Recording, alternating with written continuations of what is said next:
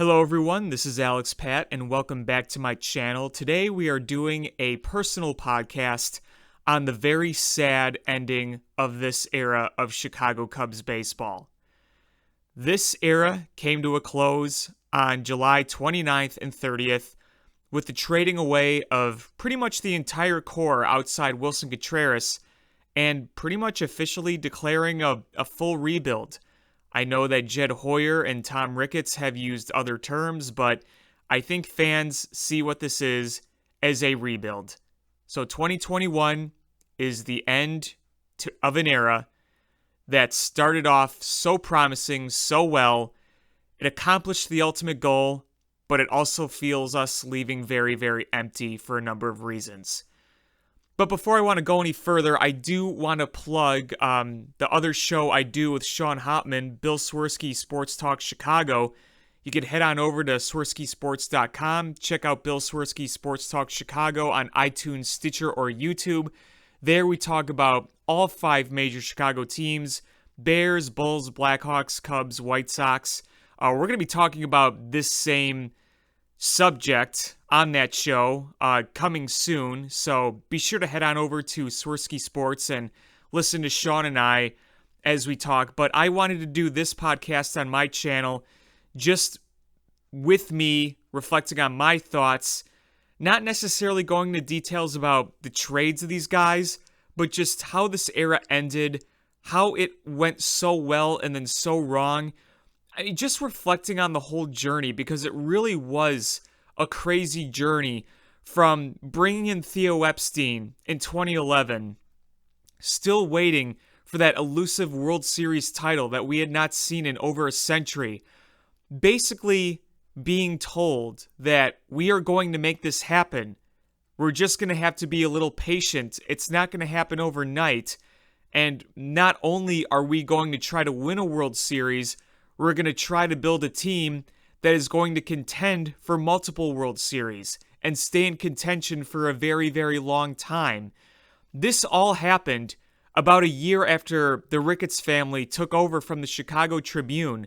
So if you look at the Chicago Cubs in 2009 versus after the 2011 season, which, is 2 seasons worth only of baseball, that entire franchise went from both new ownership to a whole new philosophy. The Tribune Company was no longer owning the team. The Ricketts family was. Jim Hendry and co. was gone. And now bring in Theo Epstein, the man who helped end the curse of Babe Ruth over in Boston. And people said that if he could end the curse in Boston and end the Billy Goat curse here in Chicago, that guy is definitely going into the Hall of Fame. So he comes in and he establishes a plan. Going to be building up through the farm system, developing, drafting, trading for young assets, and you're going to just build that on up from the ground. And it might have been tough for a number of Cubs fans to swallow. We've waited long enough. Now we still got to wait some more before we're relevant. But people bought into the plan, not just because of how it was laid out, but I think because who laid it out. Theo Epstein is one of the more celebrated executives in all the sports, in all professional sports.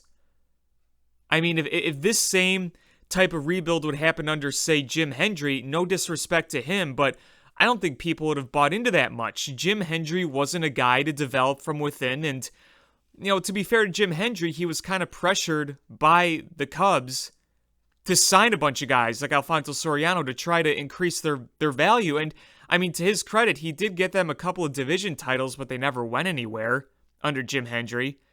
So this was a whole new philosophy. And while requiring patience and a little frustration, it made sense to all of us. Yeah, you build from within. You try to build a young core of superstars, and you bring them up and you build around them. Then, over the course of a few years, they bring in Anthony Rizzo from San Diego. You had the connections with Jed Hoyer, who came over as the GM under Epstein. And Epstein's the one who drafted him in Boston. Then, after a 101-loss season, you draft Kris Bryant second overall. There's your centerpiece. You continue to develop Javier Baez, who again, I'm going to mention Jim Hendry, to his credit, was the one who drafted Javier Baez. He also brought in Wilson Contreras as a teenager. But at the time, Wilson Contreras wasn't really a household prospect name. Where Baez was, Kris Bryant was after he was drafted, and now you got Anthony Rizzo. And Anthony Rizzo was the first prospect you really saw get called up in the middle of 2012. 100-loss season, but we got to watch Anthony Rizzo. The only really building block you had from the Hendry era that was on the Major League team was Starlin Castro, who would turn out to not really be much of a factor in the World Series at all because he was traded the year before, but, he was part of that rebuild. And then the next year you draft Kyle Schwarber, this slugging kid that some people referred to as Babe Ruth. And all of a sudden you had a core. And you had a vision. And in 2014, you see the development of Jake Arrieta and Pedro Strop. Pedro Strop was pitching for a while, but him and Arrieta come over from Baltimore. Arrieta figures it out in late 2013 when he comes over. And all of a sudden, 2014, he starts turning into like a legit good starter. A guy who failed in Baltimore. All this for Scott Feldman. You trade Scott Feldman and Steve Clevenger for this. So in 2014, you have Anthony Rizzo. Baez comes up. One of their big international prospects, Jorge Soler, comes up. Kris Bryant is destroying the baseball in the minor leagues. Kyle Schwarber is destroying the baseball in the minor leagues. And here comes the glimmer of hope. And then after 2014 in the offseason, Joe Maddon suddenly becomes available, and the Cubs pounce. And then they get their big signing in John Lester. And this whole plan is starting to come together. And then in 2015, a year where we all thought that this team was just going to start to be competitive. Expected 500-ish. Maybe compete, for 85, 88 wins. Which would seem like a huge step forward. They solidify the team by bringing in veterans Miguel Montero to catch, Dexter Fowler in center field. You think, yeah, this team could compete. Let's take that next big step forward. Let's see what we got with this soft-tossing Kyle Hendricks. Put him in the rotation. The throw-in from a Ryan Dempster trade in 2012. And then, Kris Bryant comes up and makes his debut. Kyle Schwarber comes up and makes his debut. And this team clicks. And next thing we know, the Cubs win 97 games. In the regular season in 2015, a year where it was just supposed to be a big growing year. You beat the Pirates in the wild card game. Jake Arrieta puts together this historic Cy Young season. The second half was unbelievable. Bob Gibson-esque. And you beat the Cardinals in the playoffs. Who would have thought? And you get to the NLCS before the Red Hot Mets steamroll you. But here's a young team that was supposed to be in a rebuilding phase still, kind of. More of a transition phase.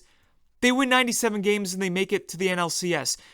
And the reason I detail this so much is because you got to look at how just virtually everything from 15 into 16 went right. Virtually everything went right. The prospects hit. The trades hit. The free agent signings hit. Everything worked. You go into 2016, it's World Series or bust. You bring in Jason Hayward. You bring in Ben Zobrist. You bring in John Lackey.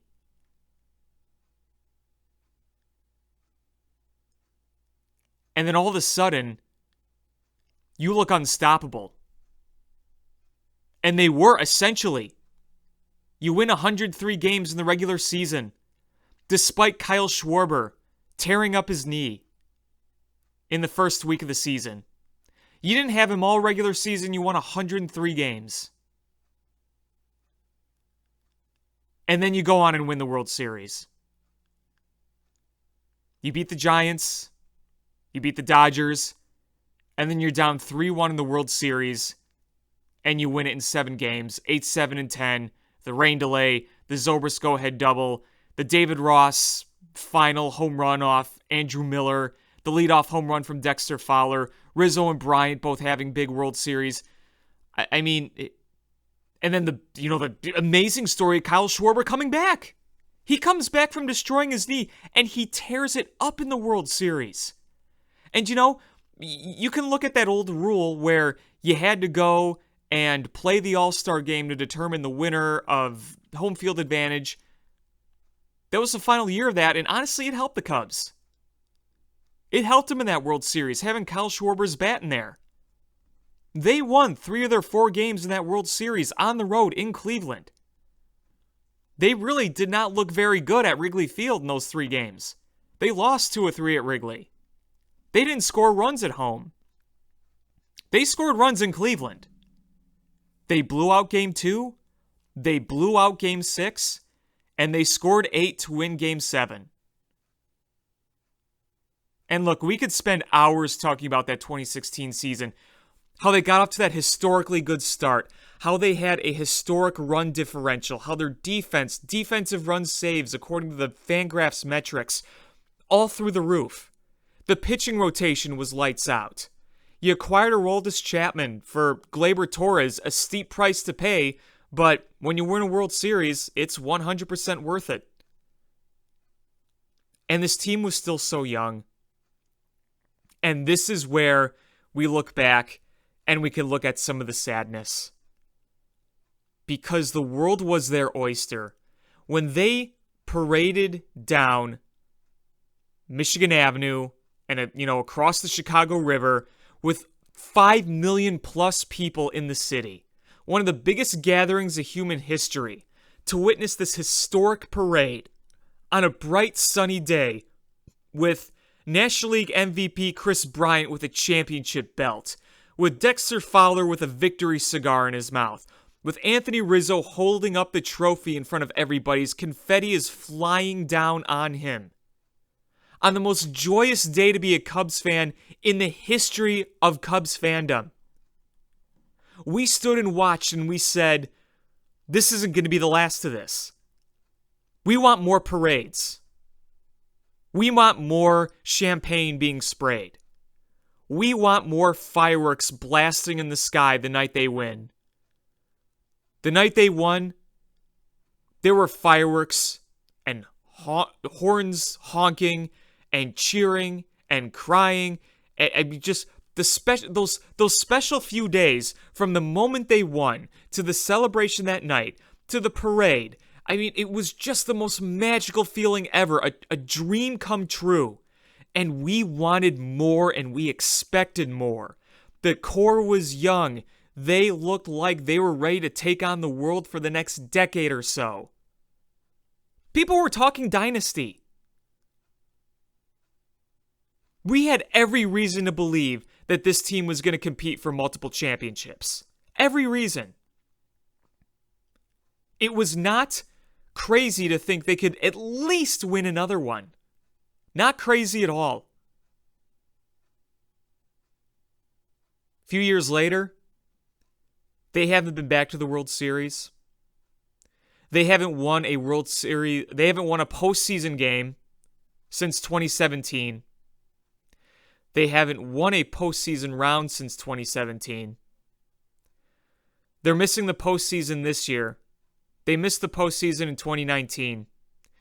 You won a division title in a season that frankly doesn't count in my eyes. I know it technically does. I know we can't just disregard it. But whatever you called that 60-game season last year, you play a full season with that same team, I'm not sure they win the division. That division title felt like a product of just a weird, unusual, COVID-shortened season.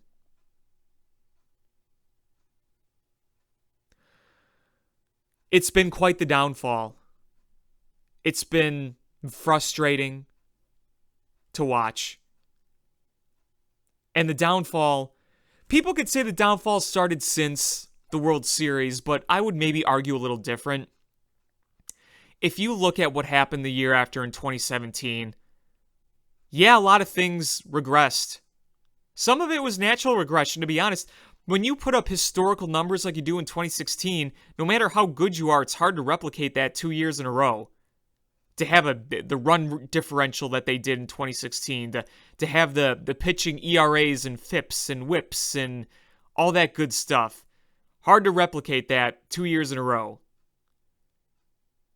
And I am a strong believer of the hangover. I think that World Series hangover in the first half of 2017 was very, very, very real. They spent all offseason after winning going on TV shows, SNL, Jimmy Kimmel, Jimmy Fallon. They did tours in places. They went to the White House. They didn't really have much rest. They're doing all this celebratory stuff, and then next thing they know, they blink. They got to report to Mesa again. So I think that hangover was very real, and they needed that All-Star break to kind of recalibrate. And despite being 5.5 back and sub 500 at the break, they come back in 2017.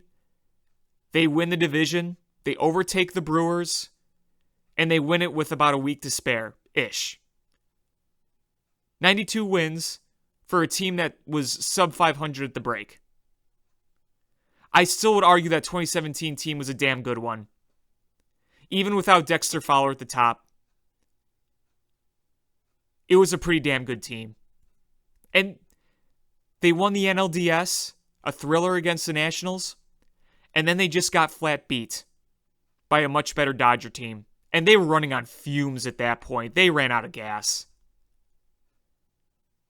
The real downfall, while you can look at elements of 2017, you started to see the inconsistencies, the boomer busts from the offense, not having that established leadoff hitter.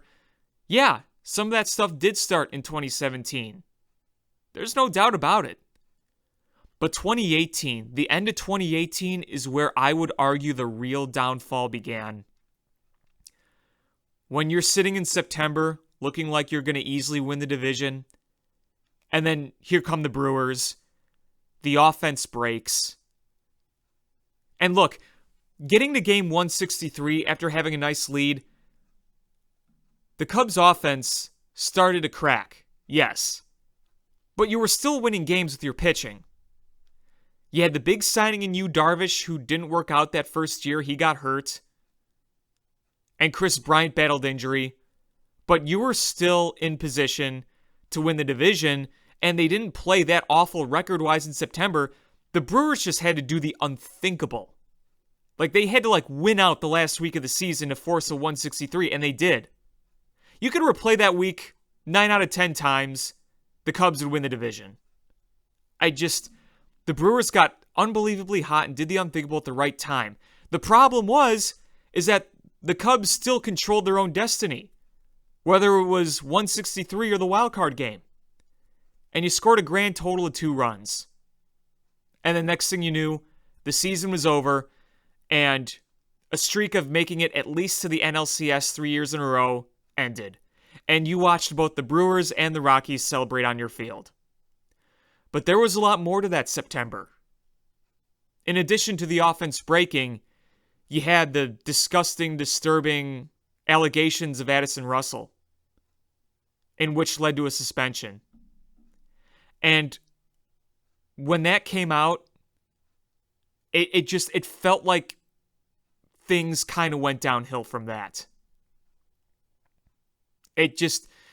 Going into that Game 163 and wild card game, for me personally, it kind of felt like it was inevitable they were going to lose. The mood of that team just looked down. And if you would have asked me a month ago, I would have said different.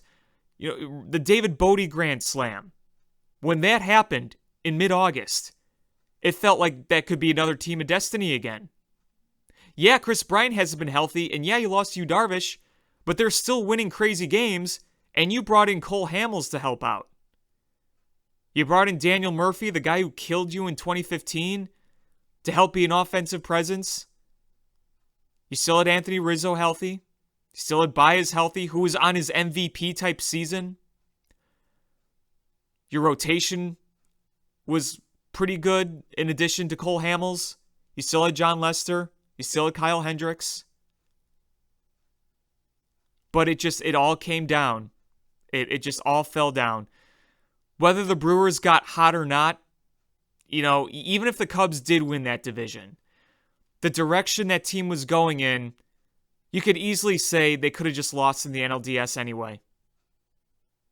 To no matter who it was.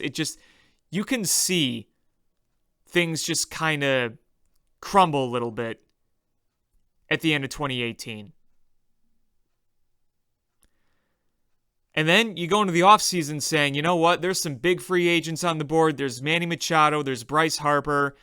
Let's fix this. Let's get this right. This is just a blip on the radar. Let's move on. And then all of a sudden you hear the Ricketts family saying, we don't have any money to spend.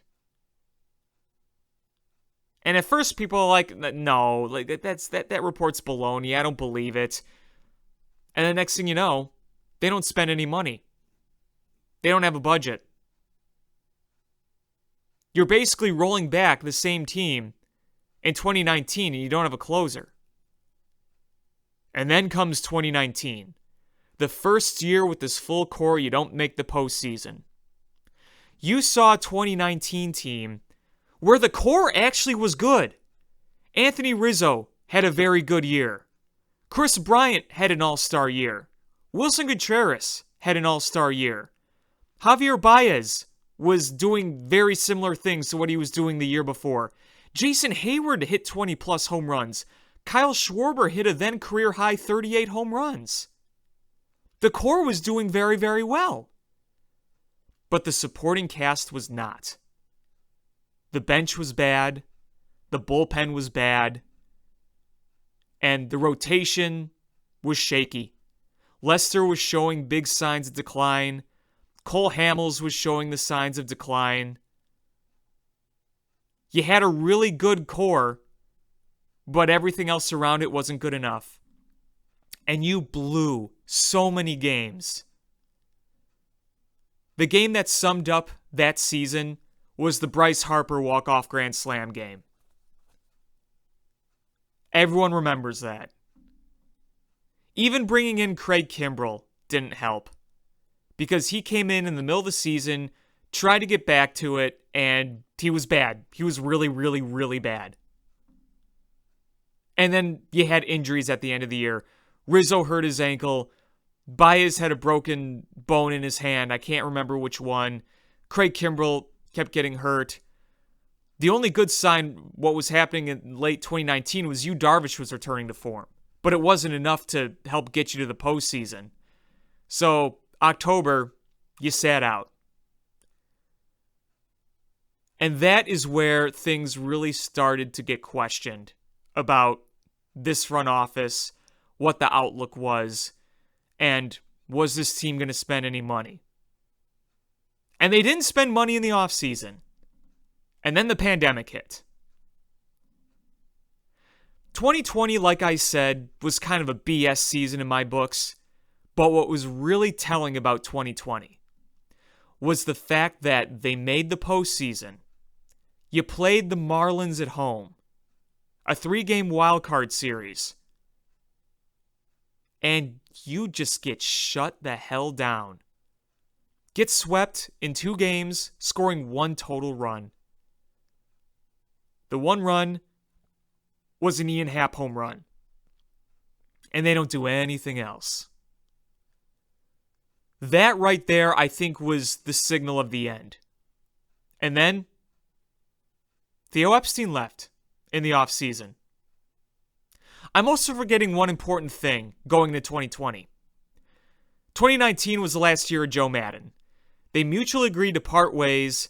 When the contract was up after 2019, it was over. We saw the writing on the wall with Maddon. They made the decision a few days before the season ended that they were going to part ways. He was going to finish his contract, and that was going to be it. And then you bring in David Ross, who I think they've been grooming to be the next manager for a while. So, I can't fail to mention that. The Maddon era ended after 2019. So you look at the first 3 years of Joe Maddon, NLCS, World Series win, NLCS. And then the last 2, wild card loss, missing the postseason. So that really dropped off at the end. But you still had the core under David Ross in 2020 and through the trade deadline on Friday. And it just, it hasn't gotten any better. You got shut down in the playoffs last year at home. And then this year, we all saw what happened. We don't need a recap. Once again, they didn't spend any money. They traded away Yu Darvish for Magic Beans to save money. That was a salary dump when he was Cy Young runner-up in 2020. The best thing about 2020 and that shortened season was just watching how dominant Yu Darvish was.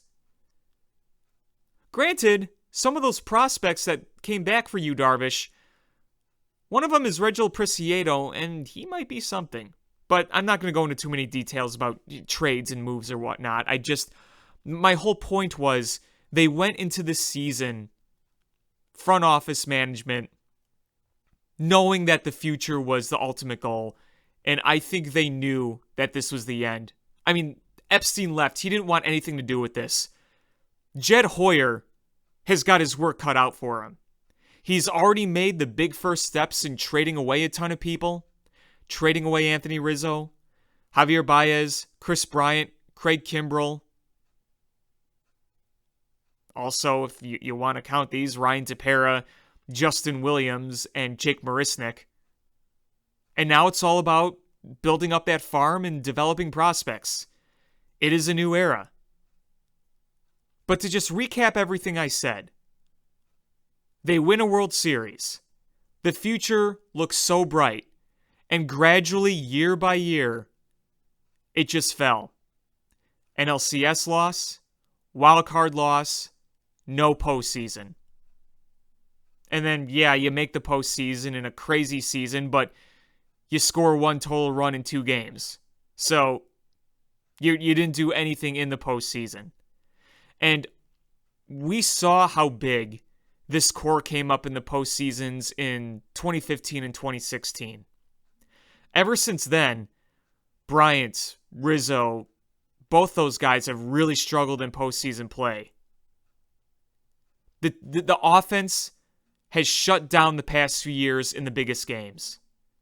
Look at this year, when they were above 500, and it looks like, maybe this team can be something.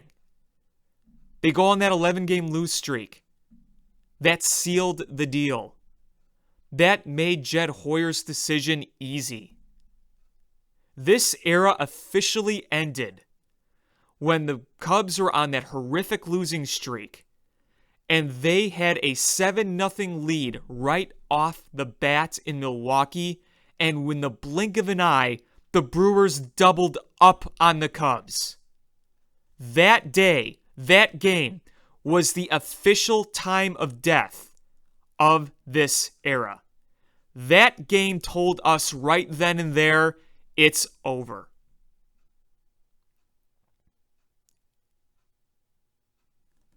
It was a tough pill to swallow.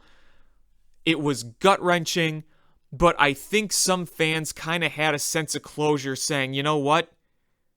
This is probably the end, and it's a good thing we know now more than having to wait another month to see what happens and being on the fence where they're not in first place, but they're not out of it. That put them out of it. That losing streak put them out of it. That ended any hope. And probably for the long run, it's a good thing. I know I don't want to say I like seeing my team go on 11-game losing streaks, but when you need a future outlook and you need something to tell you what direction you need to go in, you need that. I feel like the last few years they've been treading water, constantly coming to the fork in the road, go one way, the future, or other way, immediate. They knew which direction to go in. They have picked a lane officially, and there is something comforting knowing that they have picked a lane. But to look at how it ended with Anthony Rizzo and Chris Bryant in the dugout in their last games as Cubs, looking on, the Cubs lose. Chris Bryant sits in the dugout, clearly emotional. Anthony Rizzo finds out he gets traded to New York. He does one last walk around with his family around Wrigley. He walks out to the parking lot as everyone cheers and claps for him who are outside. Tons of fans are out there waiting for him to come out to give him one last goodbye. The next day, Chris Bryant is traded. You see his emotional reaction in the Nationals dugout when he gets the call. Javier Baez is traded away. He says thank you to the fans on social media. Craig Kimbrell is traded to the White Sox. And just like that, all that remains from the core is Wilson Contreras and Kyle Hendricks. And I guess Jake Arrieta, though he's an absolute shell of his former self at this point. He's just a body now. That's about it. It was really sad that it had to end like this. It's sad that it didn't end with them just aging in their mid to late 30s and saying, all right, you won these championships, you did all this, your careers are coming to an end, time to walk off into the sunset. This was much more painful than that.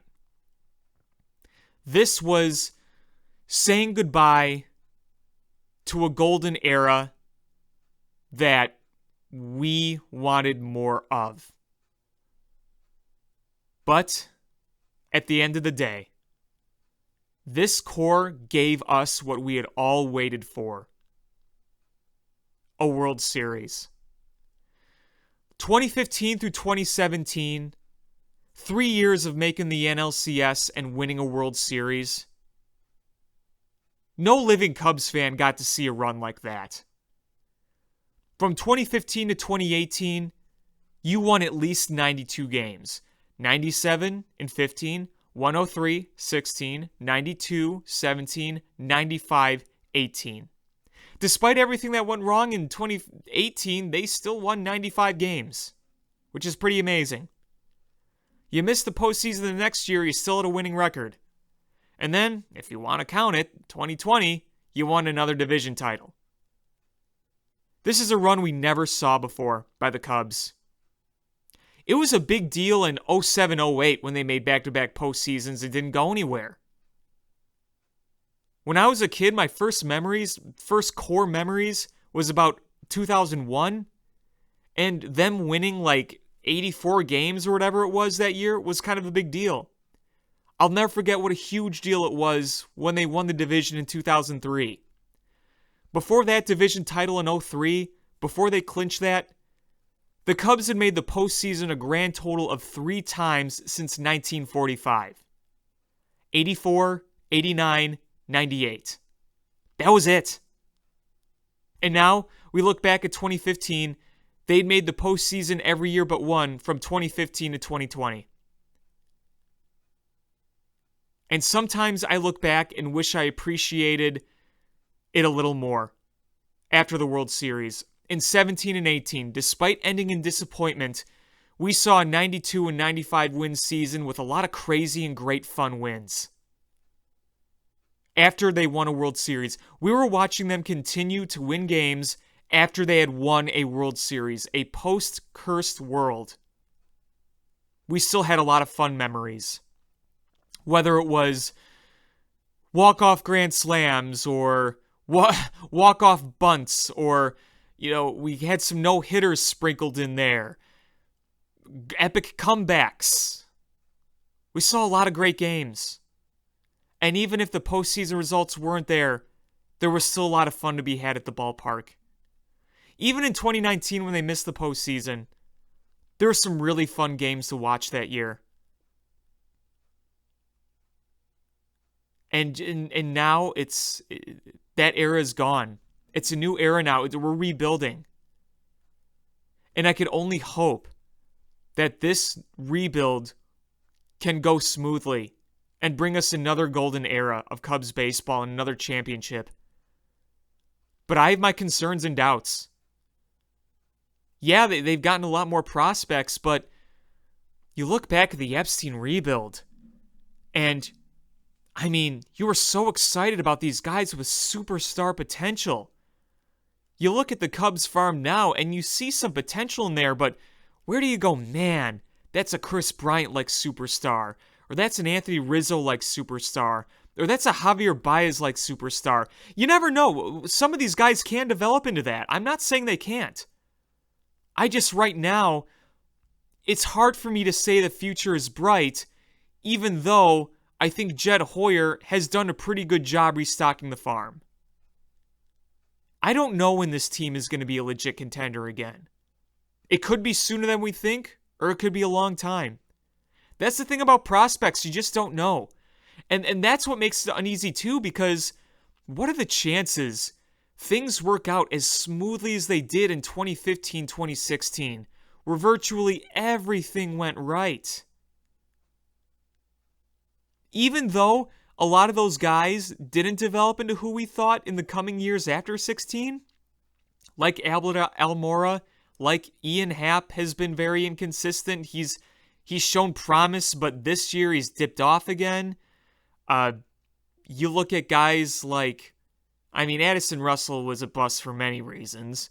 Kyle Schwarber too. You saw so much potential, and he hit some mammoth home runs, but 2019 was his best year, and in the years before that, you saw some good production, don't get me wrong, but you never quite saw that level he was expected to get to. You're seeing it now, and I hope he keeps smashing with the Red Sox now that he's been traded there. I'll always root for him, but,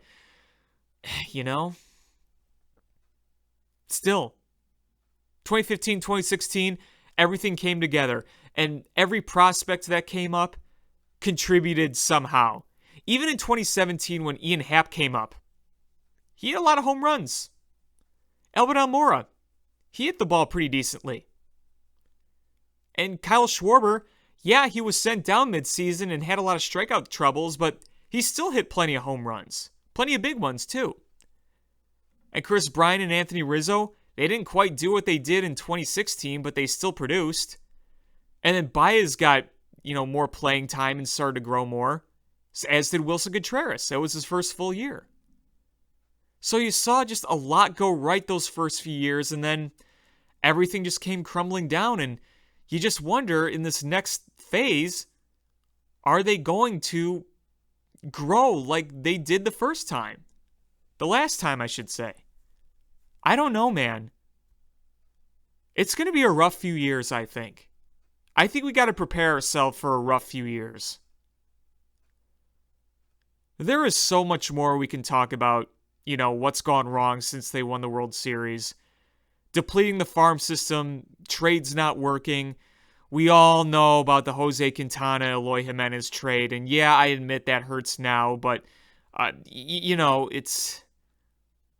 it is what it is at this point. And I wish there was a way we could somehow go back and maybe fix a few mistakes. Maybe don't hang on to some of those guys as long as they did. Maybe you should have traded for Justin Verlander instead in 2017. Maybe you should have traded Almora or Schwarber when they had the value, when they were young. Maybe you should have traded Ian Happ when he had value last year. There's a lot of hindsight 2020 that's just hard to see. And unfortunately, you can't go back and change the past. We are where we are. And I just wish this could have ended a little better. It is drawing so many parallels to the 1985 Chicago Bears, and honestly for good reason. There's a number of similarities here.